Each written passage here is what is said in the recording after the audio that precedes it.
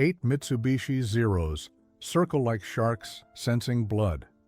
A lone F-4U Corsair limps through the sky over Rabaul, its port wing sheared clean at the root, metal twisted, and streaming fuel vapor.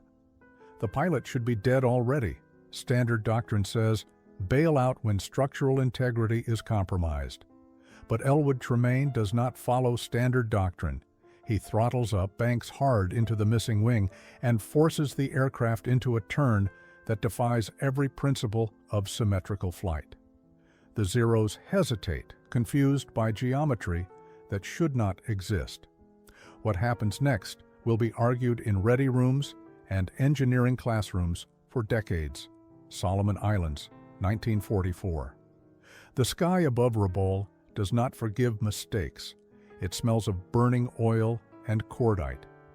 The heat inside a Corsair cockpit at 12,000 feet turns the cramped space into a furnace. Radio chatter crackles with static and panic as formations dissolve under sustained attack. Below, the volcanic island rises through cloud cover, its harbor crowded with Japanese shipping and fortified positions that spit tracer fire at anything with American markings. This is the outer edge of the Marine Corps push through the Pacific. They fly long missions over hostile water with minimal support. If your engine quits, you ditch. If you ditch this far out, the ocean swallows you before rescue can arrive. The Japanese pilots dominate these skies in rotating shifts. Their Zeros are lighter, more agile, and flown by men who have survived 2 years of constant combat. American losses mount with mathematical precision. Every sortie costs aircraft and pilots. Replacements arrive weekly, undertrained and overconfident. Some last 5 missions, some last 1. The calculus is brutal and unforgiving. Into this equation flies First Lieutenant Elwood Tremaine. He does not look like a man who belongs in a fighter cockpit. Thin, angular, with round, wire-rimmed glasses that fog in humidity. A graduate of MIT with a degree in aeronautical engineering. He speaks in measured sentences as if every word must be structurally sound before leaving his mouth. His squadron mates call him the professor behind his back. Some call him the slide rule. Tremaine reads technical manuals while others play cards or write letters home. He sits in the corner of the ready room sketching stress diagrams and calculating wing loading factors. He asks questions that irritate commanding officers. Questions like, why do we always engage on their terms, and what happens to lift distribution when a wing loses surface area? He does not fit the mold. Fighter pilots are supposed to be instinctive, aggressive, confident. Tremaine is none of these things. He calculates, he hesitates, he questions. This makes him dangerous in the eyes of the brass, not to the enemy, but to himself and his wingmen. They reassign him frequently, shuffling him between squadrons like a part that does not quite fit the assembly. He flies missions but rarely leads them. He accumulates hours without accumulating respect. It is a quiet form of exile dressed in military courtesy. The Pacific Theater in 1944 is a grinder that consumes men and machines with industrial efficiency. The Solomon Islands campaign has entered its grinding phase.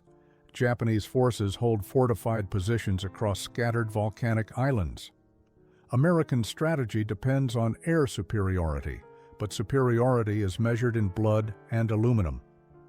The Marines fly Vought F-4U Corsairs, powerful aircraft with bent gull wings and Pratt & Whitney radial engines that produce over 2,000 horsepower. They are fast, heavily armed, and temperamental. Pilots either love them or fear them. There is no middle ground. The Corsair has a reputation.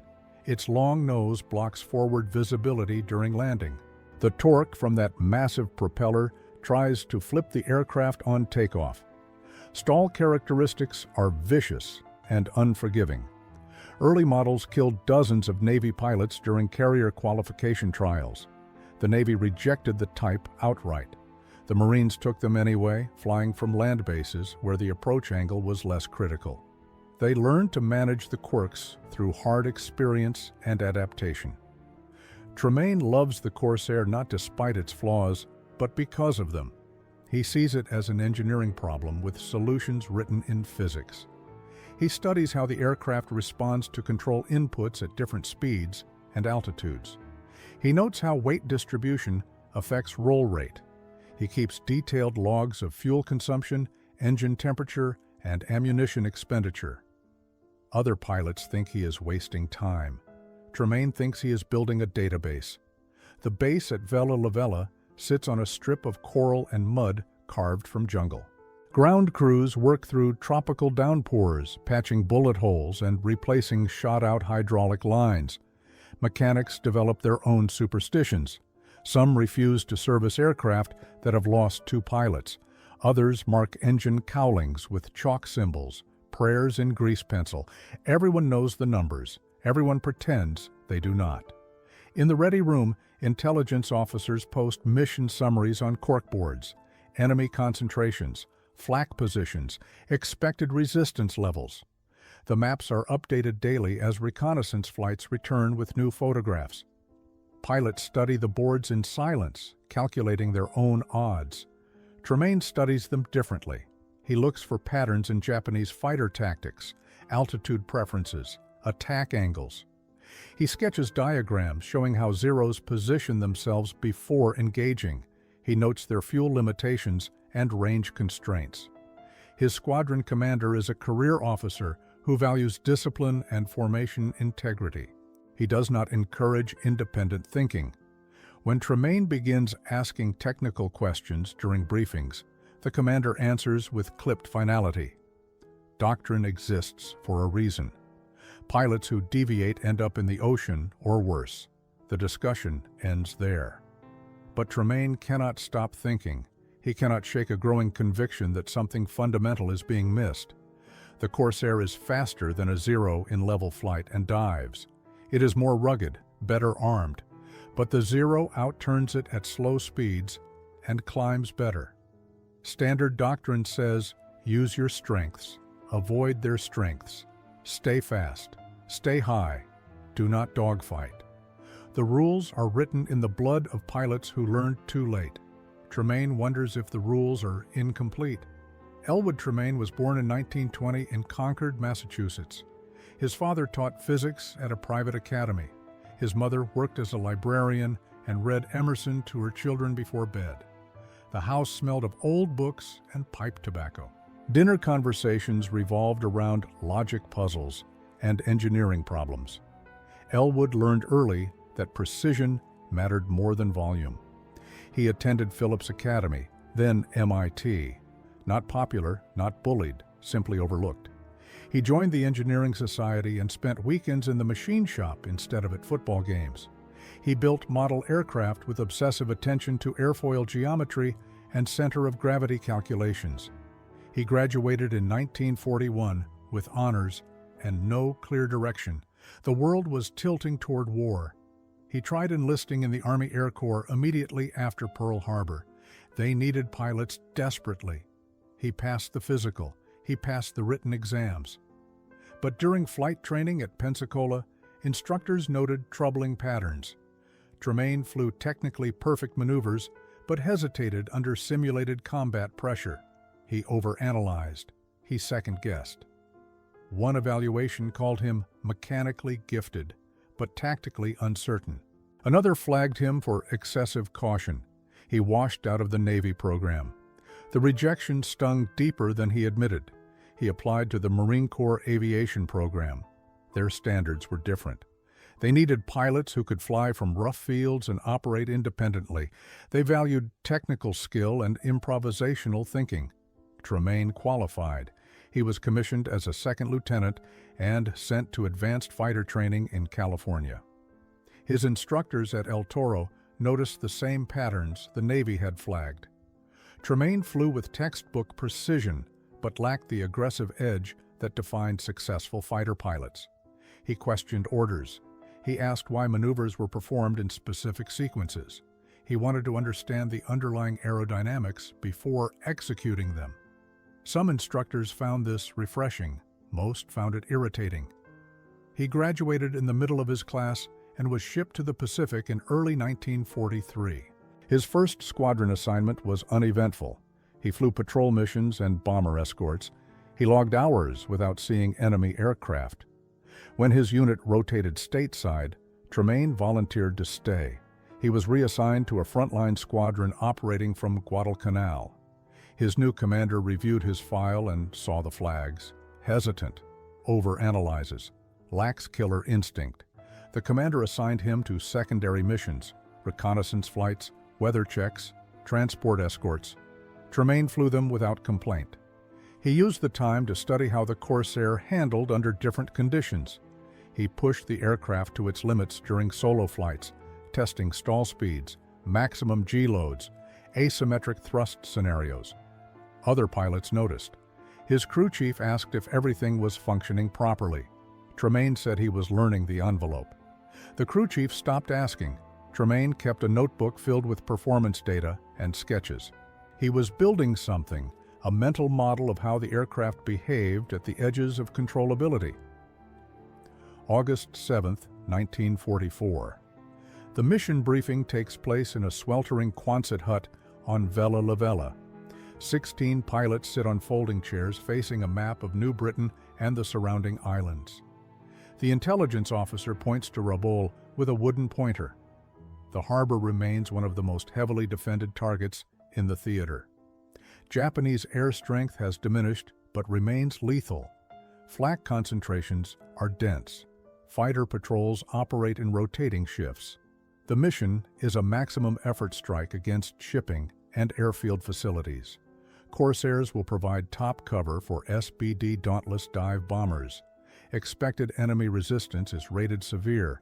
Pilots receive their aircraft assignments. Tremaine draws tail number 573, a Corsair that has been in theater for 8 months. It has been patched, rebuilt, and patched again. Bullet holes in the fuselage have been covered with aluminum plates. The engine has been replaced twice. The canopy is scratched and discolored from repeated emergency landings.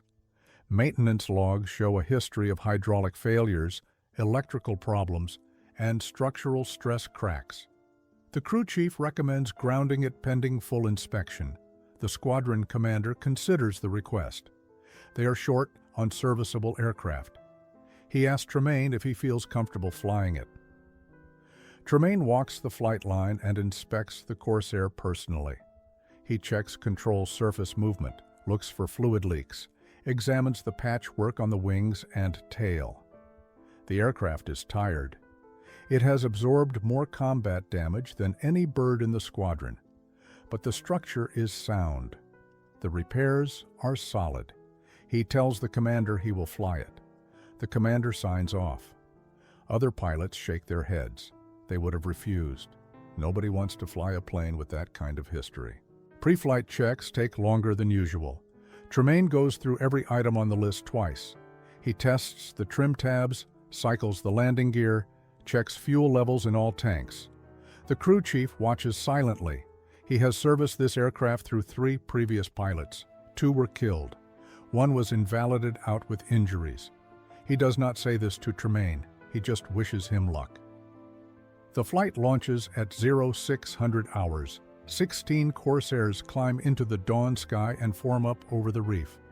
The ocean below is flat and metallic in the early light. The formation heads northwest toward Rabaul at 14,000 feet. Radio chatter is minimal. Pilots scan the horizon for enemy fighters. The bombers are already airborne, approaching from a different vector. Timing is critical. The fighters must arrive over target simultaneously with the dive bombers to suppress enemy interceptors during the most vulnerable phase of the attack. Tremaine flies in the number 3 position of the 2nd Division. His engine runs rough at high altitude. The oil pressure gauge fluctuates. He adjusts the mixture and throttle, compensating for the worn engine. The Corsair feels heavy, sluggish. He makes a mental note of the handling characteristics. The formation crosses the coast of New Britain at 14,000 feet. Below, the jungle canopy stretches unbroken, except where Japanese installations have carved clearings from the green. Rabaul Harbor appears ahead, a natural anchorage ringed by volcanic peaks and bristling with anti-aircraft batteries. The water is crowded with transport ships, destroyers, and supply vessels. Smoke rises from the airfields on either side of the harbor. The Japanese know the strike is coming. They are ready. The dive bombers begin their attack runs. SBD Dauntlesses peel off in succession, noses pointed down at steep angles. The Corsairs spread out to engage any intercepting fighters. Tremaine scans the sky. No enemy aircraft visible yet. Then the flak begins. Black puffs of smoke blossom across the sky at precise altitudes. The Japanese gunners are experienced. They know the standard approach patterns. They know where American fighters position themselves during bomber escort missions. The first shell bursts 200 feet to Tremaine's left. The second bursts closer. He begins a gentle weaving pattern, making himself a harder target. The flak intensifies. Explosions ripple through the formation. Shrapnel pings off aluminum skin. One Corsair takes a direct hit and explodes, tumbling toward the ocean in burning pieces. Another trails smoke and peels away, heading for emergency landing sites. Tremaine is focused on maintaining position when his aircraft lurches violently. The controls go mushy. The stick feels wrong. He looks left and sees the damage. An anti-aircraft shell has detonated directly beneath his port wing. The explosion has torn away the outer section from the landing light outward. Approximately 4 feet of wing surface is simply gone, sheared clean. Fuel streams from ruptured tanks. The aircraft wants to roll left. Tremaine fights it with full right aileron and rudder. The Corsair shudders, barely controllable. Standard operating procedure is unambiguous. Catastrophic structural damage means bail out immediately. The odds of controlled flight with asymmetric lift are nearly zero. The aircraft will enter an unrecoverable spin. Tremaine has perhaps 30 seconds before aerodynamic forces overwhelm his control inputs. He should pull the canopy release, disconnect his oxygen and radio lines, roll inverted, and drop clear. The parachute will bring him down in enemy-held territory, but at least he will be alive for capture. Tremaine does not bail out. His engineer's mind is already calculating. The wing loss is severe, but not total. He still has aileron authority on the right wing. The rudder is intact. The engine is undamaged. The fundamental question is whether the remaining lift surface can generate enough force to counteract the asymmetric drag and maintain controlled flight. He eases the throttle forward and feels the aircraft's response. The Corsair wants to roll left constantly. He holds right stick and right rudder, applying continuous opposing force. The aircraft stabilizes in a shallow bank. It flies, barely, but it flies. The formation is pulling away. The radio crackles with calls. Someone has seen his damage and is calling for him to bail out. Tremaine ignores the radio. He is watching his instruments, feeling the aircraft, building a mental model of how it behaves in this crippled state. The center of lift has shifted dramatically. The drag profile is completely altered. But the laws of physics still apply. Thrust still produces forward motion. The remaining wing still generates lift. If he can maintain the correct combination of power, attitude, and control deflection, the aircraft will remain airborne. Then he sees them. 8 Zeros climbing from below, positioning themselves for attack runs on the scattered Corsair formation. The Zeros climb in 2 flights of 4, textbook Japanese tactical formation. They have not yet noticed Tremaine's damaged Corsair lagging behind the main group. To them, he appears to be simply a straggler, an easy kill separated from the protection of his wingmen. The lead element begins positioning for a high side pass, the standard opening move. They will dive from his right rear quarter, close to firing range, and rake him with 20mm cannon fire. Against a damaged aircraft, it will take seconds. Tremaine watches them climb. His mind is running calculations at extraordinary speed. The missing wing section has done something unexpected to his flight characteristics. The Corsair wants to roll left constantly, requiring full right control input just to maintain level flight. But that also means he has immediate roll authority to the left with almost no stick movement required. Simply releasing pressure will snap the aircraft into a hard left bank. The asymmetric drag creates a pivot point that does not exist in normal flight. His turn radius to the left will be dramatically tighter than the Zeros expect because the physics are completely wrong for a standard Corsair. The first Zero commits to its attack run. It dives from 18,000 feet, building speed. The pilot has chosen his angle based on experience fighting Corsairs. He knows their roll rate, their turn radius, their defensive options. He has killed American pilots using this exact approach. He expects Tremaine to either attempt a split S dive toward the ocean or try to run, trading altitude for speed. Both responses are predictable, and both will fail. Tremaine does neither.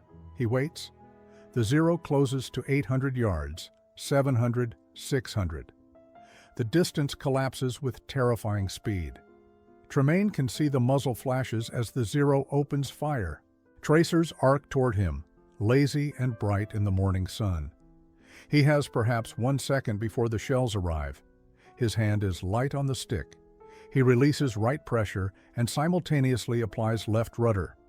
The Corsair snaps into a rolling turn so violent that his vision grays. The G-forces slam him into his seat. The horizon spins. The aircraft shudders on the edge of a stall. The Zero flashes past, overshooting by a wide margin. Its pilot had committed to a firing solution based on normal aircraft behavior. The sudden violent turn was impossible to predict or counter at that closure rate. The Japanese pilot pulls up hard, trying to reposition for another pass, but he has made a mistake. He is now in front of Tremaine instead of behind him. Tremaine is slow, damaged, but he has guns, and the Zero is exposed. Tremaine pushes throttle forward and pulls lead. His remaining wing generates just enough lift to point the nose. The Corsair's .650 caliber machine guns are still functional. He presses the trigger. The aircraft shudders as all 6 guns fire simultaneously. Tracers walk across the sky and converge on the Zero's fuselage. Strikes sparkle along the engine, cowling and wing root. Smoke pours from the Japanese fighter. It rolls inverted and begins a steep dive toward the ocean below, trailing fire. The other Zeros break formation, confused. A damaged American aircraft should not be capable of offensive maneuvering. Their tactical assumptions have just been invalidated. They regroup and prepare for coordinated attacks, but uncertainty has entered their calculations. Tremaine uses the momentary hesitation to gain altitude, fighting the crippled Corsair for every foot of climb. The remaining 7 Zeros circle like wolves, revising their strategy. They have seen one of their own go down to an aircraft that should be falling out of the sky. Japanese fighter doctrine emphasizes discipline and coordinated attacks. They will not make the same mistake twice. 2 Zeros position themselves high and to the right, 2 more swing wide to the left. The remaining 3 stay level, preparing to box Tremaine in from multiple angles simultaneously. It is a standard hammer and anvil approach. Whichever direction he turns, another fighter will have a clear shot. Tremaine scans the geometry. He is running through aerodynamic scenarios faster than conscious thought. The damaged wing has turned his Corsair into something that does not exist in any flight manual. The aircraft behaves differently in every axis of motion. Left turns are violent and tight. Right turns are sluggish and require full control deflection. Climbs are asymmetric. Descents create unpredictable yaw. He is flying a machine that has never been test flown, learning its characteristics in real time while 7 enemy pilots try to kill him. The high pair attacks first, diving in tandem. Tremaine waits until they commit, then snaps left again. The same violent rolling turn. But this time, he adds forward stick, converting the turn into a descending spiral. The G-forces are crushing. His oxygen mask digs into his face. The instrument panel blurs. The Zeros overshoot high, unable to follow the descent angle. Tremaine rolls wings level and immediately pulls into a climb. The asymmetric lift creates a corkscrew trajectory that no standard pursuit curve can match. One of the low Zeros tries a beam attack from the left. It is a mistake. The pilot assumes Tremaine's left turn will be slow because of the missing wing. Instead, Tremaine releases control pressure, and the Corsair pivots on its axis like a gate swinging on a hinge. He fires a short burst. The Zero brakes hard and pulls away, trailing smoke. Not a kill, but a hit. The pilot will think twice before pressing another attack. The remaining Zeros are learning. They become more cautious. They make probing passes without committing fully. They are trying to force Tremaine into a mistake, waiting for him to stall or lose control. But Tremaine is doing the opposite. He is using their caution against them. Every time they set up an attack, he presents them with geometry that does not make sense. His turn radius changes unpredictably. His energy state seems to violate basic physics. He is exploiting their training. They have been taught to fight Corsairs with specific characteristics. This Corsair does not behave like any they have encountered. Two more Zeros attempt a coordinated cross attack. Tremaine reverses into one, fires, and forces it to break. He then skids right using rudder only, presenting an impossible deflection angle to the second attacker. Both break off without scoring hits. His ammunition counter is dropping. He has perhaps 30 seconds of firing time remaining.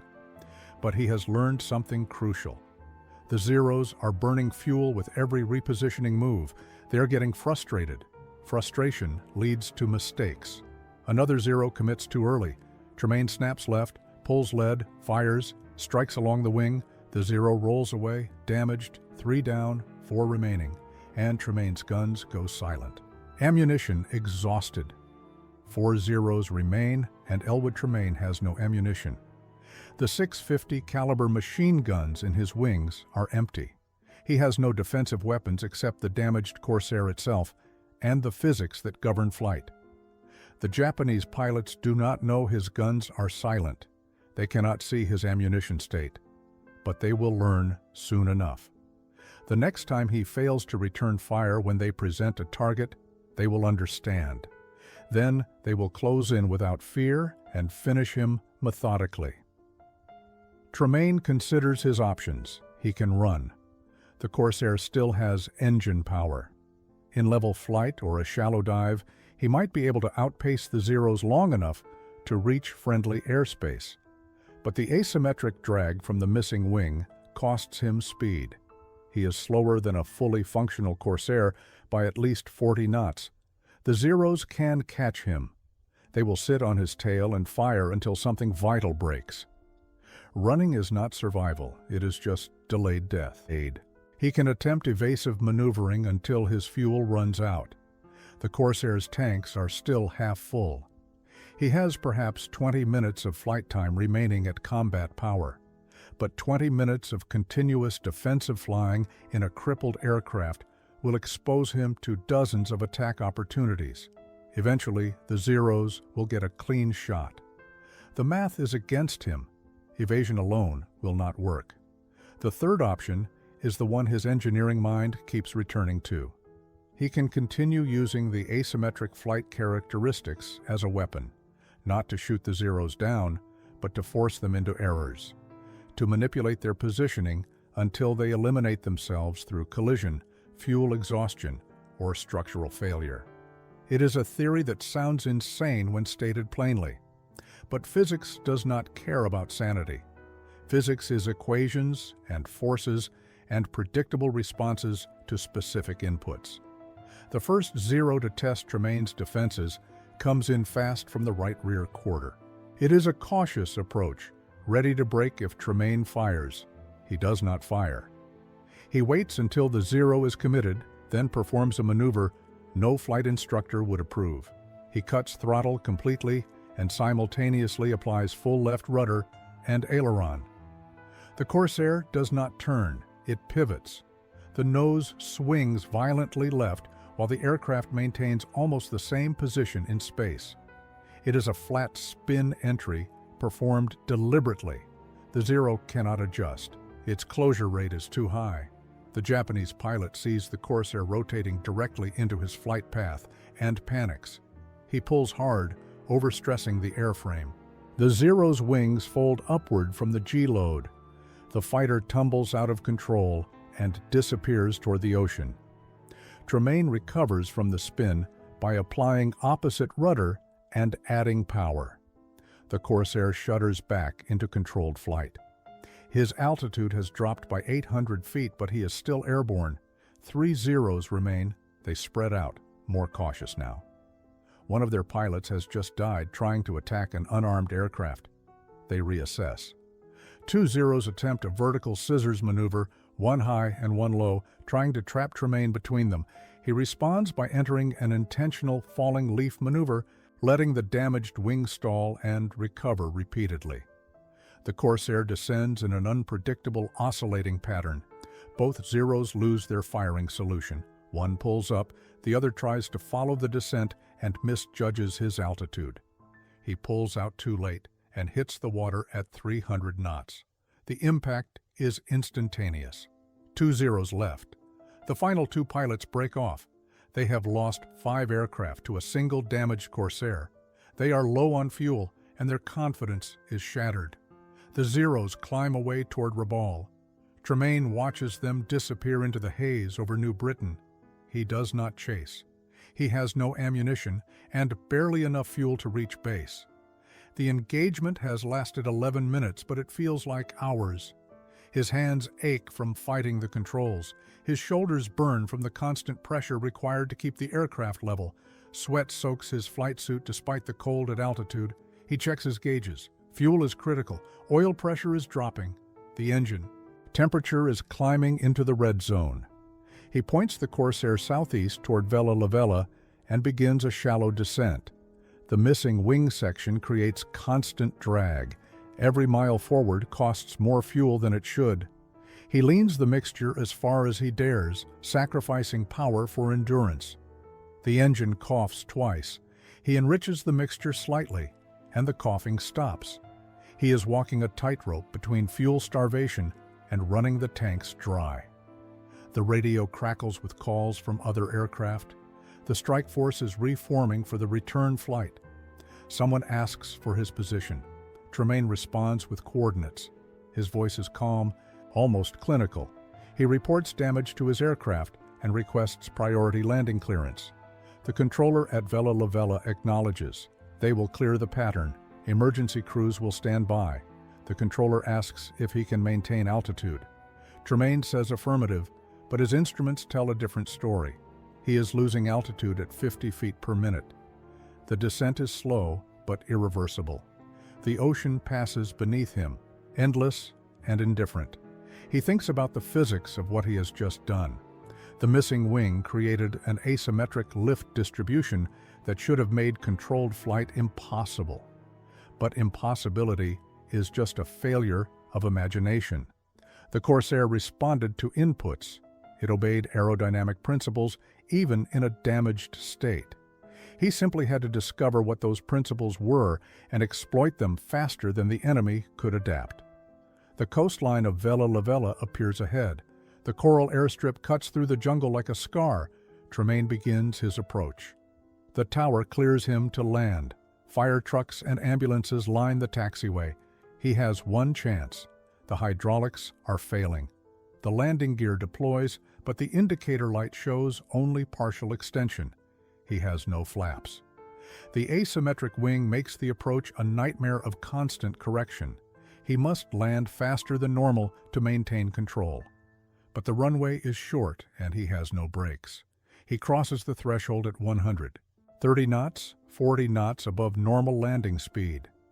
He holds right aileron and right rudder to keep the wings level. The damaged left wing generates less lift. The aircraft wants to drop that wing and cartwheel.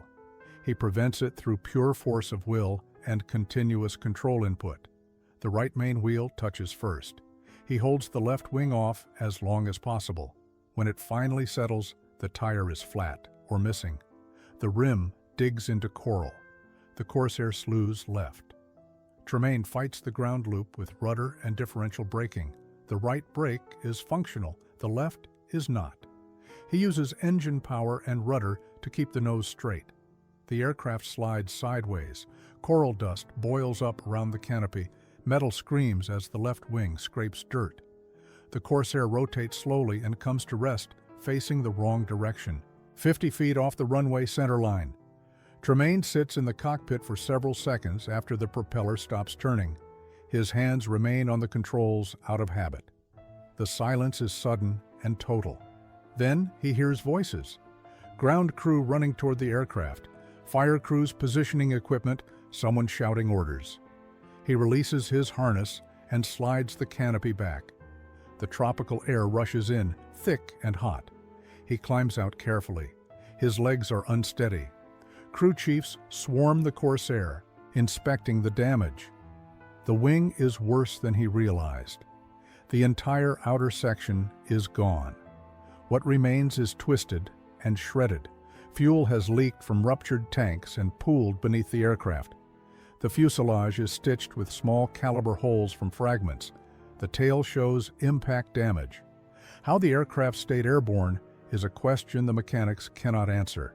They count 8 major structural failures that should have caused catastrophic loss of control. The squadron commander arrives. He walks around the Corsair in silence, examining the damage. He asks Tremaine what happened. Tremaine explains in his usual measured tone: anti-aircraft hit, wing damage, engaged 8 Zeros, forced 6 down through maneuvering, returned to base. The commander stares at him. He asks how many kills Tremaine is claiming. Tremaine says 8 confirmed, 6 through forced errors, 2 through gunfire. The commander tells him to file a detailed report. Intelligence officers arrive. They interview Tremaine for 3 hours, asking him to reconstruct every moment of the engagement. They want diagrams. They want airspeed data. They want to understand the mechanics of what he did. Tremaine draws sketches showing the asymmetric flight characteristics. He explains how the missing wing altered lift distribution and created unpredictable turn performance. He describes using intentional departures from controlled flight as defensive tactics. The officers listen without interrupting. They take notes. They do not say whether they believe him. The Corsair is surveyed by maintenance personnel. The assessment is immediate: total loss. The airframe is beyond repair. Structural integrity is compromised in multiple locations. It will be stripped for parts and scrapped. Tremaine asks if he can keep the data plate. They tell him no.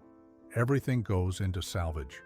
The aircraft that saved his life and proved his theories will be melted down and recycled into something else. Word of the engagement spreads through the squadron. Pilots gather around Tremaine asking questions. Some are skeptical, others are curious. A few want him to demonstrate the maneuvers. He tries to explain that the tactics only work with specific damage configurations. You cannot intentionally create asymmetric lift and expect to survive. The conditions were unique. The physics were exploitable only because of the exact nature of the wing failure. It is not repeatable. It is not trainable. It is an edge case that happened to align with his understanding of aerodynamics. Flight instructors debate whether to incorporate any lessons into training curricula. The conclusion is cautious. Tremaine's tactics depended on variables that cannot be controlled or predicted. Teaching pilots to exploit battle damage would encourage reckless behavior. The official position becomes acknowledgement without endorsement. What Tremaine did was extraordinary but not reproducible. Standard doctrine remains unchanged. Tremaine receives the Navy Cross. The citation praises his courage and skill. It mentions engaging superior enemy forces and achieving multiple confirmed kills despite severe aircraft damage. It does not mention the physics. It does not explain how he turned a catastrophic failure into a tactical advantage. The ceremony is brief. Photographs are taken. He returns to flight status and continues flying missions until the war ends. He never encounters another situation like Rabaul. He never needs to.